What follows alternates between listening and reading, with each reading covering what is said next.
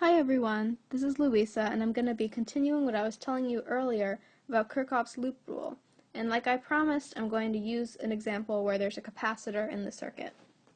We're going to use what we know about capacitors as well as what we know about circuit loops and resistors to analyze this simple circuit. So let's start by taking our general approach with Kirchoffs loop rule and trying to walk around this circuit.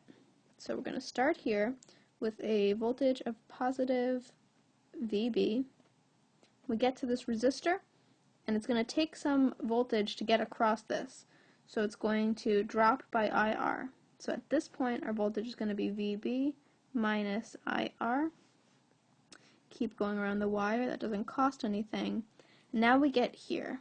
This is where things get a little bit interesting. So we know that there's going to be a voltage drop when we go across this, because it's not easy for current to flow across. Like I told you before, current doesn't flow through these plates. It builds up. It allows charge to accumulate. So there's going to be a voltage drop in order for us to get across here. But how much of a voltage drop? In order to find that out, we're going to need to figure out what the V is. So we already know that the capacitance is equal to the amount of charge it can hold divided by the voltage across. So let's isolate the V here by multiplying both sides by V.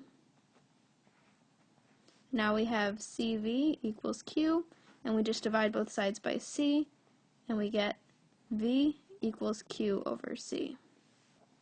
I'll give you a minute to write that down, and then I'm going to erase it and just replace the whole thing with Q over C.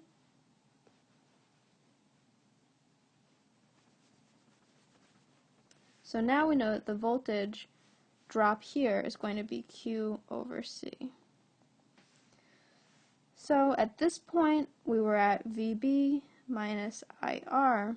Now once we get across here, it's going to be VB minus IR minus Q over C.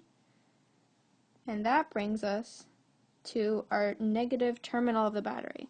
So that means that we must be at 0. That's what Kirchoffs loop rule tells us. So based on that, we found an equation that describes this circuit. We said that the voltage of the battery minus the current times the resistance in the resistor R minus the charge held on the plates of the capacitor divided by the capacitance of the capacitor is equal to 0. This is a very useful thing to find because if we were analyzing a complicated circuit with many possible loops, we could use this as one of the equations that would allow us to solve the circuit.